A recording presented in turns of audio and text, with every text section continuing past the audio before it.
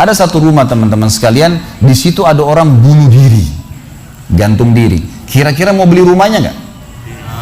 Jawab jujur ya. Kenapa nggak mau?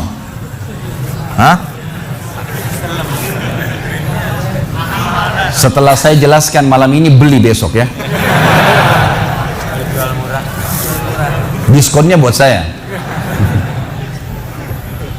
Baik, banyak orang jawabannya takut. Kenapa takut? Ada ruh gentayangan. Baik, simpan contoh itu. Ada contoh kedua teman-teman. Ada satu rumah, tadi bunuh diri ya. Sekarang satu rumah dibunuh oleh perampok. Mau beli rumahnya nggak? Sama juga. Masya Allah cuma 3 orang yang jawab, yang lain berani semua ini. Nggak mau juga beli. Kenapa? Takut. Ada ruh gentayangan. Teman-teman sekalian, ambil dari saya malam ini dengan izin Allah. Ini ilmu dari wahyu, bukan dari saya. Tidak ada ruh gentayangan. Nggak ada ceritanya dalam Islam kuburan terbuka pocongnya keluar. Nggak ada itu. Nggak ada tangan dari kloset tarik-tarik orang. Itu semua dusta, dusta. Perusakan akidah dari media-media syaitan. Sinetronnya, filmnya, segala macam. Manusia bisa berubah jadi singa lah, bisa beginilah, macam-macam. Dusta, dusta. Nggak ada dalam Islam. Nggak ada. Dari mana dalilnya? Nggak ada ruh gentayangan. Baik, dengarkan hadisnya. Hadis yang mulia, hadis riwayat Bukhari. Suatu hari Nabi SAW pernah mengantar jenazah sahabatnya. Waktu jenazah tersebut ditaruh di kuburan, kata Nabi SAW, kalau seseorang mukmin meninggal dunia, siapa orang mukmin teman-teman sekalian? Orang yang sudah menggabungkan antara rukun Islam sama rukun iman. Kalau antum syahadat sudah, muslim, alhamdulillah, sholat 5 waktu, zakat, puasa Ramadan, haji, sudah dikerjain. Ditambah dengan keimanan, yakin Allah ada, yakin malaikat ada mencatat, yakin diturunkan dalam Al-Quran, yakin ada Rasul yang mengajarkan Nabi Muhammad SAW, ada diterima pahalanya hari kiamat, maka itu namanya mukmin. Ditambah dengan mengimani qada dan qadar. Kalau ada orang sholat, Allah ada nggak ya? Malaikat catat nggak ya? Hari kiamat saya terima nggak? Ini masih muslim, belum mukmin, masih level di bawah.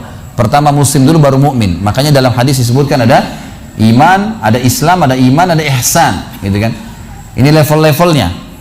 Nah, kata Nabi SAW, kalau orang mukmin menggabungkan antara rukun Islam sama rukun iman, sholat yakin Allah ada, sholat begini dan seterusnya, maka akan datang kepadanya 3 sosok malaikat pada saat meninggal. Dan ini teman-teman bukan dongeng saya ceritakan, ini hadis Nabi, berita wahyu yang pasti kita semua akan saksikan.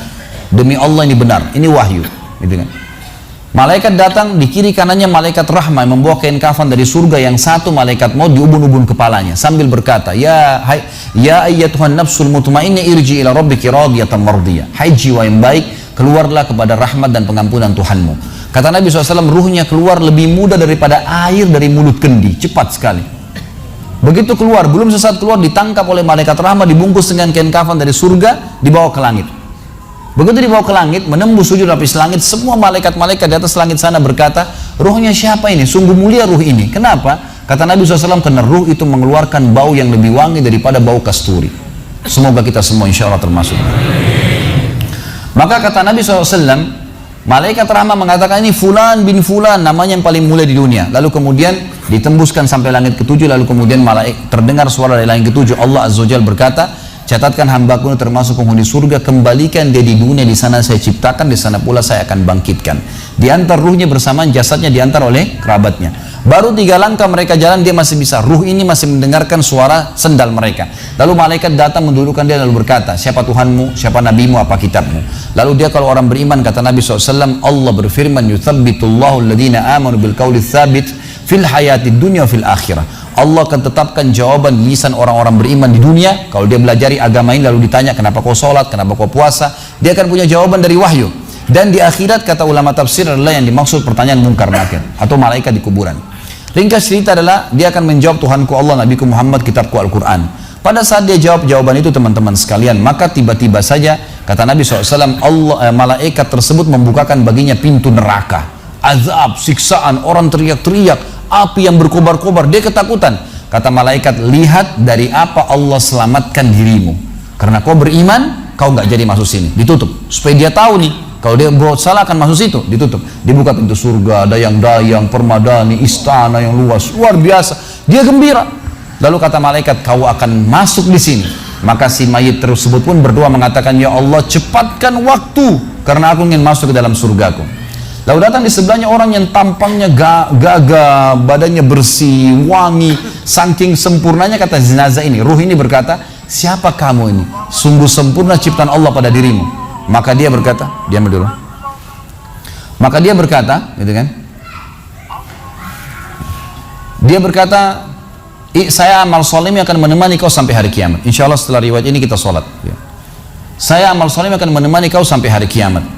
Maka kata Nabi SAW terdengar suara, ya Allahu alam di sini disebutkan Allah atau malaikatnya, tapi yang jelas menyampaikan dari Allah Subhanahu Wa Taala, lapangkan kuburan hambaku ini seluas pandangan matanya dan bukakanlah pintu surga baginya setiap pagi dan petang dia melihat.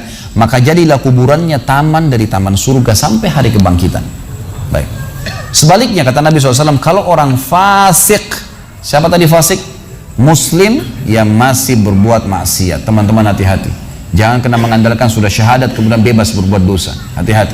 Fasik dan orang kafir proses matinya sama.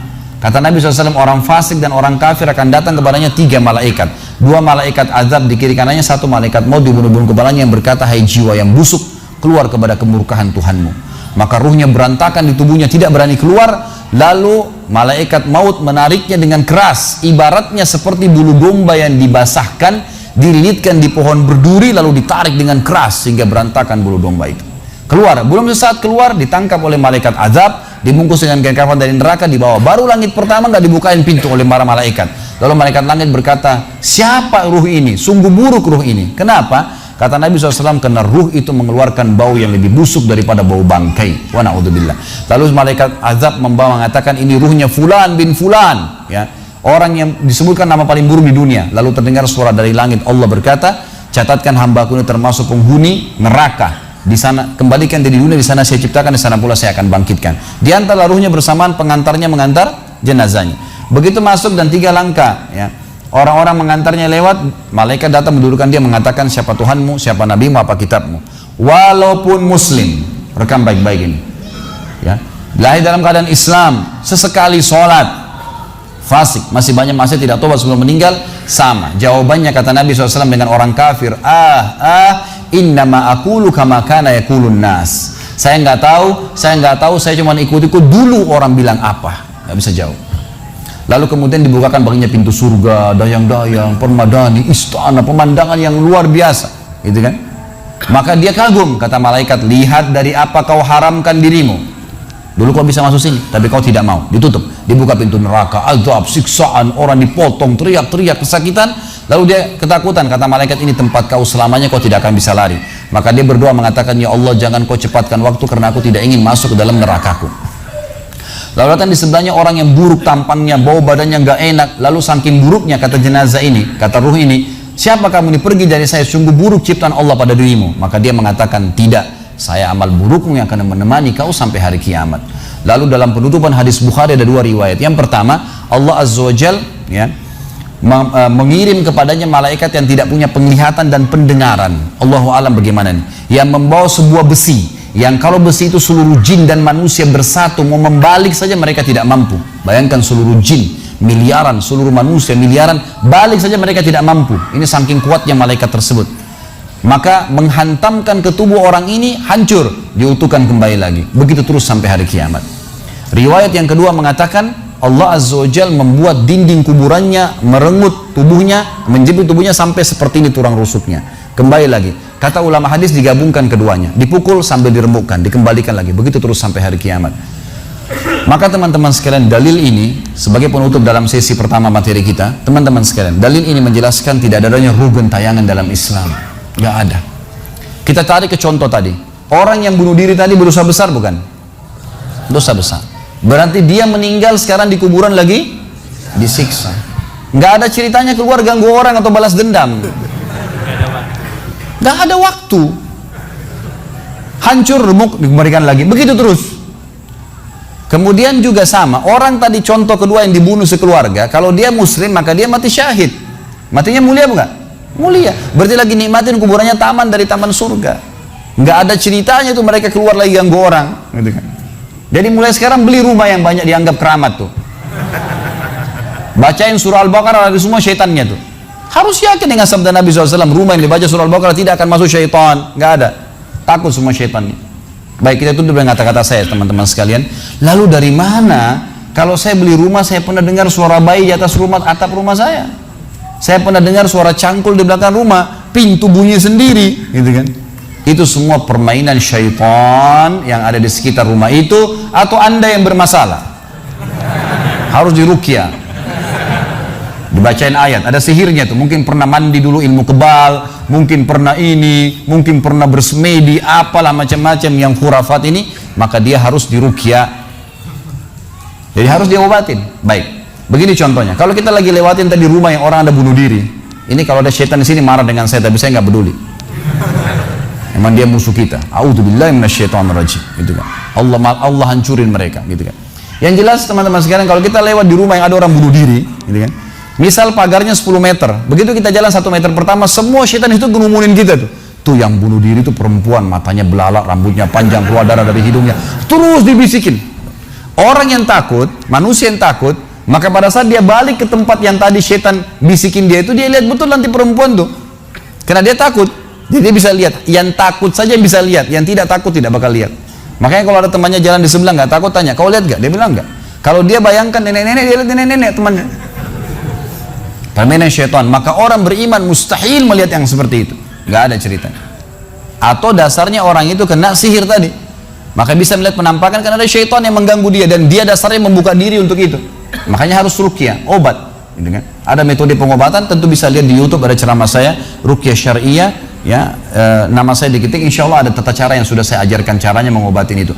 Tapi yang jelas itu semua permainan syaitan, teman-teman sekalian. Dan inilah poin pertama, pintu pertama untuk takut kepada Allah Subhanahu wa Ta'ala. Artinya semua selain Allah dalam makhluk jangan pernah takut dengan mereka. Syaitan pun yang biasa dianggap menakutkan bagi manusia itu dusta semua.